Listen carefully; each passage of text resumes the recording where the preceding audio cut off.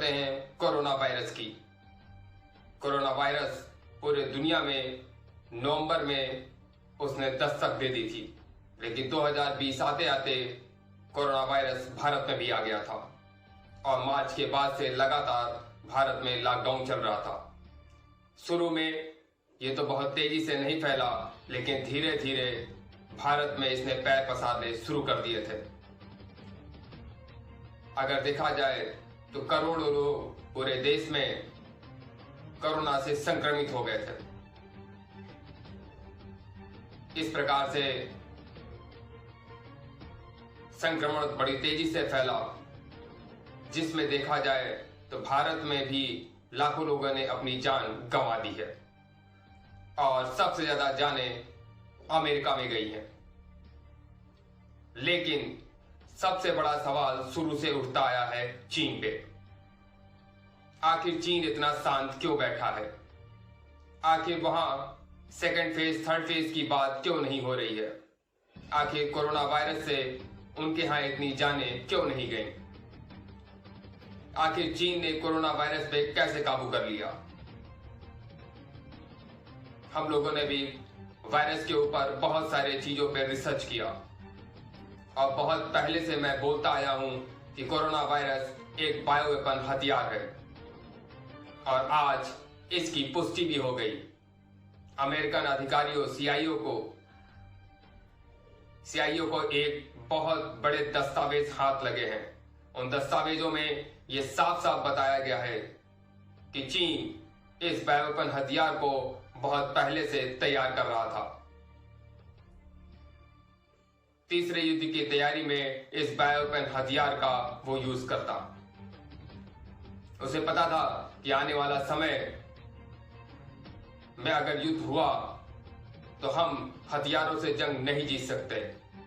इसीलिए उसने वुहान शहर में लैब में इस बायोवेपन हथियार को तैयार किया और एक प्रकार से सैंपल के तौर पे उसने इसको टेस्टिंग की, जिससे आज पूरा देश परेशान है कोरोना वायरस से और वो जूझ रहा है।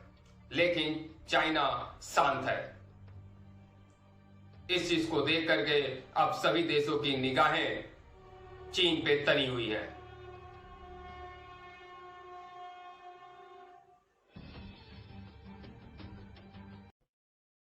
नमस्कार दोस्तों, मैं ओम कटारे, लेखक, निर्देशक, अभिनेता, यात्री थिएटर ग्रुप मुंबई। आज देश का हर नौजवान कलाकार बनना चाहता है। इसमें कोई बुराई नहीं है, लेकिन सही मार्गदर्शन, सही दिशा मिलना बहुत बहुत आवश्यक है।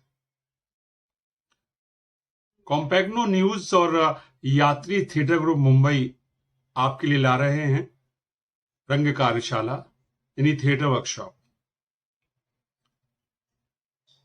इस वर्कशॉप में आप अपने अंदर के कलाकार को पहचानेंगे, अभिनय की बारीकियों से रूबरू होंगे, अपने अंदर की अच्छाइयां, बुराइयों से आपका परिचय कराया जाएगा ताकि आप उन पर काम कर सकें।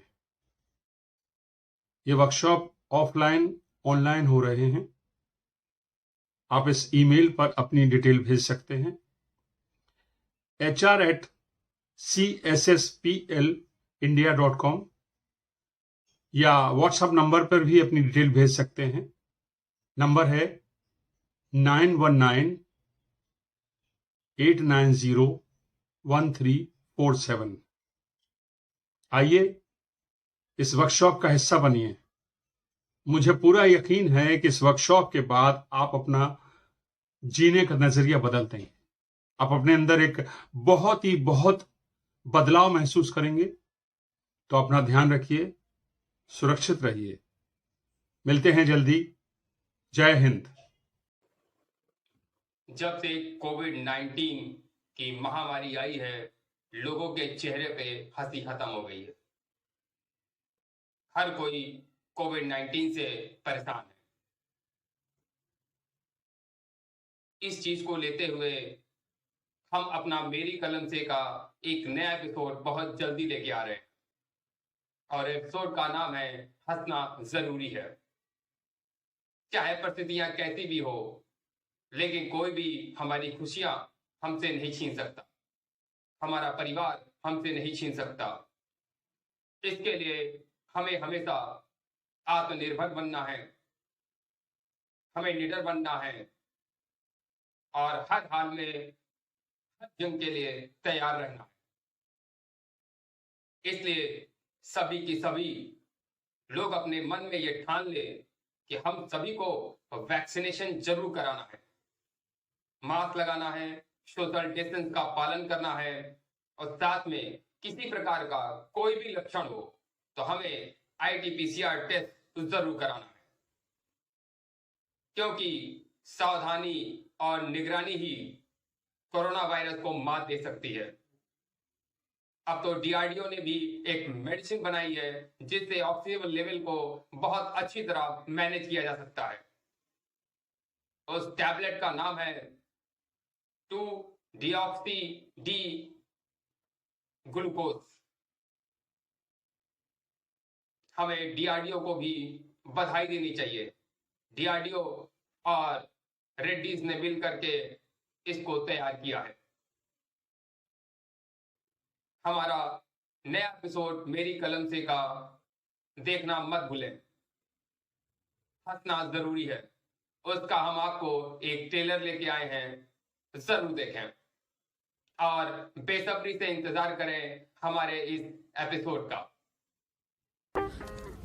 एक बार में ये जिंदगी में कभी चालू ना होगा।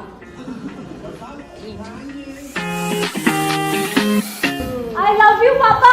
I have the best Papa in the world. Hey, I have the best Papa in the world. मेरे पिताजी अक्सर कहते थे, जिस घर में अनुशासन नहीं, वो घर कोई घर है। जो लोग परफेक्शन से काम नहीं कर सकते, उन्हें जीने का कोई हक नहीं है, उन्हें मर जाना चाहिए। हम लोगों को ना एक आइडियल फैमिली के लिए काम करना शुरू करना चाहिए, लेकिन वो कल से। आज मैं थोड़ी देर टीवी देख लूं आनंद, please.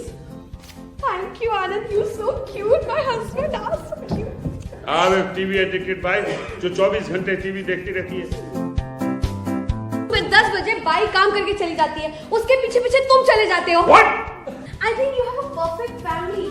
A cute, beautiful, sexy wife, cute daughter, and passionate, creative son.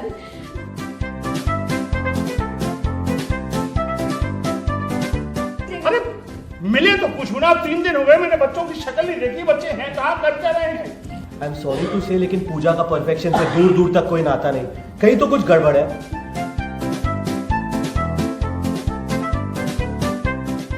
Get lost. No, I promise तुम्हारे अलावा कभी किसी लड़की को नहीं देखूंगा। फिर ठीक है। I love you, Aman. I also love you, love you, love you.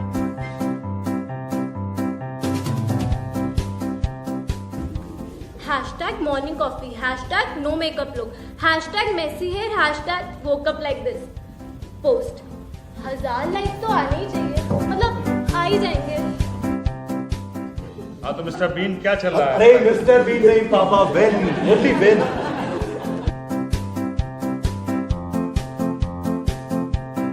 लेकिन तो एक नंबर का उल्लू का पट्टा है। बात बात पे बहुत से बहस करने लगता है। तुम दोनों की यही फालतू बहस सुनकर मुझसे रहा नहीं गया, मुझे आना ही पड़ा।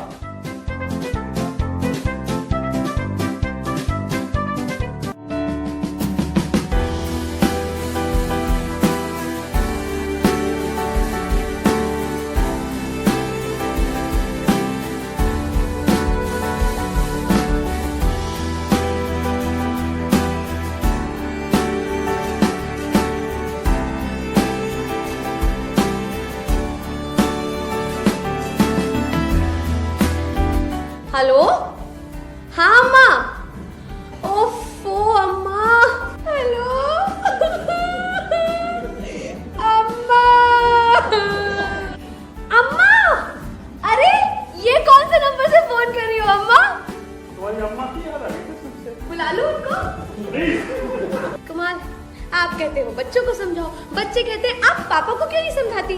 आप लोगों को समझाने के चक्कर में मेरा तो जिस प्रकार से कोरोना के सेकेंड फेज में लगातार कैजुअलिटी हो रही है, लोगों के लिए हॉस्पिटल में बेड नहीं है, ऑक्सीजन की कमी है, दवाइयाँ मुहैया नहीं हो रही है, इन सब को देखते हुए जिस प्रकार से लगातार काला बाजारी हो रही है, इसको देख करके हम सबको शर्म के मारा झुक जाना चाहिए। जिस प्रकार से दवाएं चोरी छिपे बेची जा रही हैं, ऑक्सीजन सिलेंडर इतने महंगे बेचे जा रहे हैं, जिस प्रकार से शमशान में 2000 की लकड़ियां 10,000 में बेची जा रही हैं, हॉस्पिटल में 5 से 6 लाख रुपए वसूले जा रहे हैं, बॉडी ले जाने के लिए एम्बुलेंस वाले भी 10 से 15,000 रुपए वसूल रहे हैं। आखिर हमारी सोच कहां चली गई है? आज हम सब एक दूसरे को लूटने में लगे हैं। इस बुरे वक्त के दौर में जहां हमें एकजुट होना चाहिए, एक दूसरे की मदद करनी चाहिए, हम एक दूसरे के पैर खींचने में लगे हैं।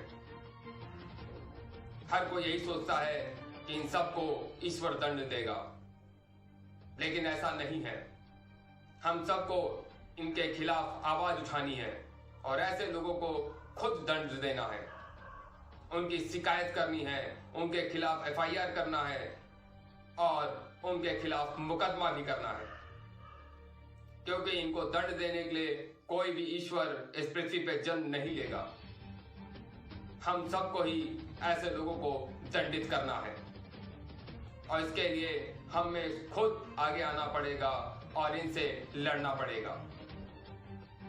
ऐसे लोगों को चिन्हित करिए और उनके खिलाफ प्रशासन से शिकायत करिए और उनके खिलाफ मुकदमा कायम करिए, जिससे इनको भी एक सबक मिल सके कि अगर वो किसी के साथ गलत करते हैं तो दंड भी भुगतने के लिए वो तैयार रहें।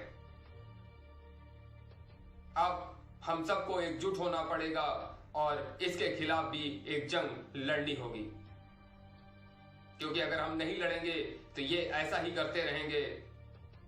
जैसा हमारे साथ हुआ है वैसा औरों के साथ भी होगा। किसी न किसी को तो ये जंग लड़नी ही होगी। इसलिए हम सबको आज एकजुट होना है और इन सब से एक बहुत लंबी कानूनी लड़ाई भी लड़नी है। इसके लिए हम सबको तैयार होना चाहिए और इस लड़ाई को लड़ना भी है और लड़ेंगे भी। खबरों के लिए बने रहें। मैं अविनाश राजवंश। मिलते हैं एक छोटे से ब्रेक के बाद, कहीं मत जाइएगा।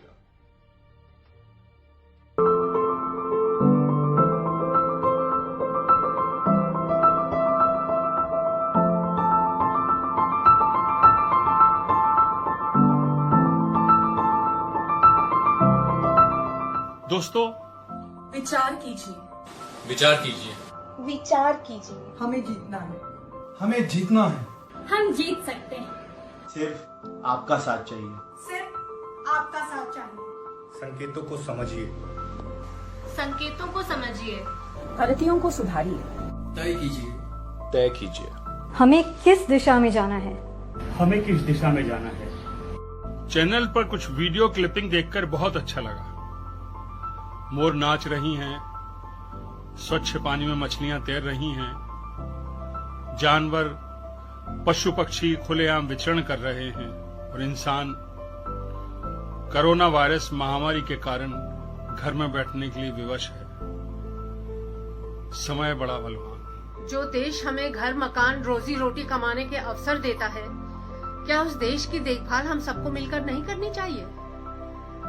लेकिन कई लोग सोचते हैं हमें क्या। ये गलत बात नहीं है। प्राकृतिक पर्यावरण में कितनी शुद्धता आ गई है। सड़कें साफ दिख रही है, नदियों का पानी कितना निर्मल हो गया है। सड़कों पर डर के मारे कोई थूक नहीं रहा है।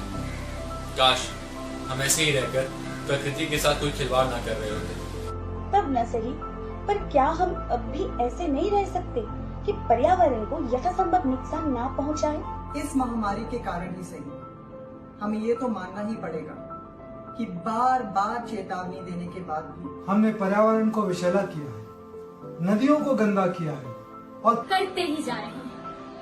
सरकार कब तक करेगी? क्या हमारा कुछ फर्ज नहीं बनता? इस महामारी में जहां लाखों लोग संक्रमित हुए हैं और हजारों की मृत्यु हुई है, उसी वायरस ने अपनों के बीच रहने का और उन्हें अधिक से अधिक सहयोग का मौका दिया है। इसे समझने का प्रयास क्यों नहीं करते? हर चीज के दो पहलू होते हैं, और हमें इस महामारी का ये पहलू समझना बहुत जरूरी है कि शायद ऊपर वाला हमें ये इशारा कर रहा है कि अभी भी वक्त है, संभल जाओ। ये पृथ्वी जिसे हमने अपने स्वार्थों के लिए सिर्फ और सिर्फ रोनने का काम किया है, आज वो हमसे जवाब मांग रही है। जवाब उसके अंधाधुंध दोहन का, जवाब सामाजिक कलुषता का, जवाब सामाजिक जिम्मेदारियों का, और जवाब ये है कि हम सब जात पात धर्म और अधर्म की राजनीति को छोड़कर भाईचारे के साथ रहें और दूसरों को भी रहने दें और सबको अपना अपना धर्म निभाने दें। आज पूजा पाठ, भोग प्रसाद, बड़े बड़े यज्ञ, मंदिर, मस्जिद, गिरजाघर, गुरुद्वारे सारे बंद पड़े हैं। क्या इसका कारण ईश्वर है या फिर हम और हमारा समाज? हमें इस पर सोचना और विचार करना होगा। जय हिंद, जय भारत, वंदे मातरम। सुरक्षित रहें, सुरक्षित रहे, सुरक्षित रहें, सुरक्षित रहें, सुरक्षित रहें, सुरक्षित रहें।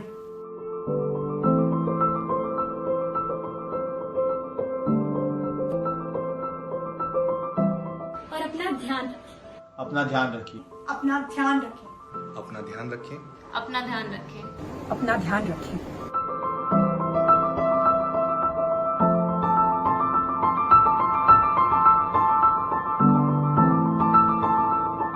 जय हिंद, जय हिंद, जय हिंद, जय हिंद।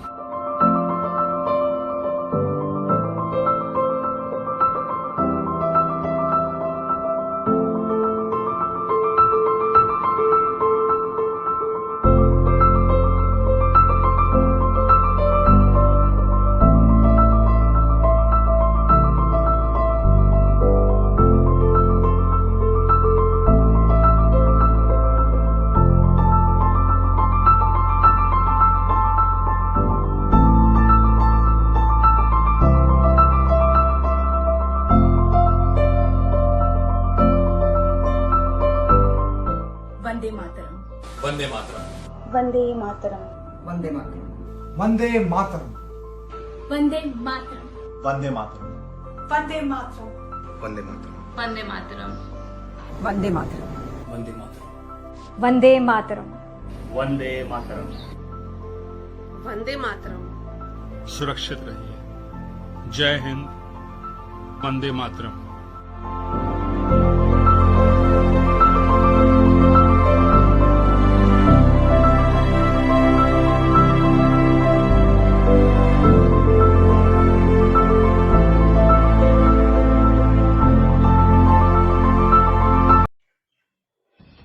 उत्तर प्रदेश के मुख्यमंत्री योगी आदित्यनाथ जी का उत्तर प्रदेश की जनता के लिए कुछ संदेश है कोरोना वायरस महामारी के तहत।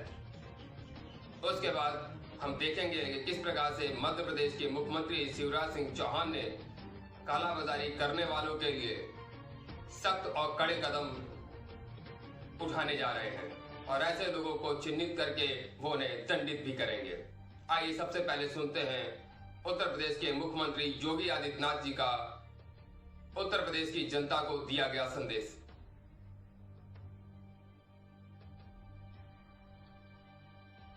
मेरी जनता से अपील है, ये महामारी है, ये महामारी को हम सामान्य फ्लू समझने की भूल न करें। बचाव ही बीमारी में सर्वोत्तम उपाय है और बचाव के लिए हम लोगों को एक कोरोना के जो प्रोटोकॉल तय किए गए हैं, हाई रिस्क कैटेगरी से जुड़े हुए जितने भी लोग हैं वे अनावश्यक रूप से बाहर न निकलें, वे घर में रहें, घर में भी मास्क का इस्तेमाल करें, जिसमें 60 साल से ऊपर के लोग, 10 वर्ष से कम के बच्चे, गर्भवती महिलाएं, कम इम्यूनिटी के लोग, एक या एक से अधिक बीमारियों से ग्रसित लोग, वे सभी लोग इसमें पूरी सतर्कता बरतें। एक एक व्यक्ति का जीवन कीमती है, किसी भी स्तर पर लापरवाही न हो। दूसरा, अगर किसी को बाहर निकलना ही है, जो सामान्य लोग हैं, तो वे लोग भी मास्क का इस्तेमाल जरूर करें। कोई चीज का लेन देन कर रहे हैं, ग्लव्स जरूर पहनें। इसके अलावा अनावश्यक भीड़ न लगाएं, 2 गज की दूरी का पालन करें। अगर इन सभी नियमों का पालन करते हुए हर व्यक्ति शासन के द्वारा निर्धारित नियमों के साथ जुड़ता है तो न केवल स्वयं को सुरक्षा प्रदान करता बल्कि समाज को भी वह सुरक्षा प्रदान करने में अपना अमूल्य योगदान दे रहा है। और मेरी अपील होगी कि ये समय लापरवाही का कतई नहीं है, किसी भी स्तर पर नहीं है। दवाई के मामले में, इंजेक्शंस के मामले में जिसने भी गड़बड़ की हो वो इंसान नहीं है, वो नर पशु है। उसको जानवर कहना जानवरों का अपमान है, वो तो हैवान है। ऐसे किसी भी व्यक्ति को कोई भी हो नहीं छोड़ा जाएगा। पूरे प्रदेश में कई लोगों पर रासका की कार्रवाइयां हुई है, ऐसे लोगों की संपत्ति राजसात की जाएगी और इनको कठोरतम दंड दिया जाएगा। ये इंसानियत के दुश्मन हैं, इनको किसी कीमत पर नहीं। हमने एक अलग टीम बनाई है उच्च स्तरीय, वो जांच करके कार्रवाई करेगी। उस कार्रवाई को मैं रोज देखूंगा। जबलपुर में भी शुरू हुए, सब जगह मेरे निर्देश है, जहाँ भी गड़बड़ मिलेगी शिकायत होगी। शिकायत केवल यहाँ नहीं, शिकायत भोपाल में भी एक टी कमेटी बनाई है, उसके पास भी शिकायत की जा सकती है। हम जांच करवाएंगे और जांच करके कोई भी गड़बड़ करेगा तो देखो दोनों तरह के लोग हैं। एक अच्छे अस्पताल भी, अच्छे डॉक्टर भी हैं जो दिनों रात सेवा का काम कर रहे हैं, समर्पण से लगे हुए हैं। ऐसे डॉक्टर्स का, पैरामेडिकल स्टाफ का मैं हृदय से अभिनंदन करता हूं। उनको हम भगवान का दर्जा देते हैं, लेकिन जो गड़बड़ कर रहे हैं वो हैवान है, उनको नहीं छोड़े। दोस्तों, एक प्रार्थना, एक आवाज, एक आह्वान, एक संदेश, एक निवेदन, एक प्रार्थना, एक आवाज, एक आवाहन, एक संदेश, एक निवेदन। कोरोना वायरस, इस महामारी ने पूरे संसार को अपने घेरे में ले लिया है। हजारों लोगों की मृत्यु हो चुकी है, लाखों लोग संक्रमित हैं। ये लोग कब ठीक होकर अपने घर पहुंचेंगे कुछ पता नहीं। स्थिति बहुत ही खराब है, पूरा संसार मृत्यु के दौर पर खड़ा है। 130 करोड़ आबादी वाला हमारा देश भी इस महामारी की चपेट में है। सरकार पूरी कोशिश कर रही है कि हम सब मिलकर इस महामारी पर जीत हासिल कर सकें। व्यवस्थाएं बनाई जा रही हैं, जितनी संभव है उससे कहीं ज्यादा, ताकि हम इस महामारी को समाप्त कर पाएं। सिर्फ इतना कहा जा रहा है कि घर रहिए और सुरक्षित रहिए। डॉक्टर, नर्स, पुलिसकर्मी और लाखों लोग करोड़ों का जीवन बचाने का अथाह प्रयास कर रहे हैं। उनका सहयोग करिए, उनका साहस बढ़ाइए, उन पे पत्थर मत फेंकिए, ना ही उनके साथ अभद्र व्यवहार कीजिए, क्योंकि अगर वो नाराज हो गए और उन्होंने काम करना बंद कर दिया तो हम सब सिर्फ लाशों में तब्दील हो जाएंगे और कुछ नहीं होगा। आपको हमें शमशान पहुंचाने वाले भी नहीं मिलेंगे। अमेरिका, ब्रिटेन, इटली की तो हालत सबको पता ही है। तो प्लीज प्लीज भारत को अमेरिका और ब्रिटेन बनने न दीजिए। माना कि आप हमसे नाराजगी है और हमें आपसे लड़ लेंगे ना, लड़ लेंगे एक बार ये महामारी खत्म होने के बाद। खरी खोटी सुनाएंगे एक दूसरे को खूब जम के। अरे अभी तो अपना जीवन बचा लो, वरना ये घर, गाड़ी, पैसा, बच्चों के लिए जो नए कपड़े लिए थे उनके जन्मदिन के लिए, सब यहीं रह जाएगा। अभी भी वक्त है प्यारे, संभल जाओ, बचा लो मेरी और अपनी जिंदगी। जान है तो जहान है। त्योहार आ रहे हैं, मिलना नहीं है, मिलना है ना। प्रतीक्षा रहेगी तुम्हारी। एक प्रार्थना, एक आवाज, एक आवाहन, एक संदेश, एक निवेदन, एक प्रार्थना, एक आवाज, एक आह्वान, एक संदेश, एक निवेदन। तो दोस्तों, साथ दीजिए हमारा, हमें इस महामारी पर जीत हासिल करना है। जय हिंद।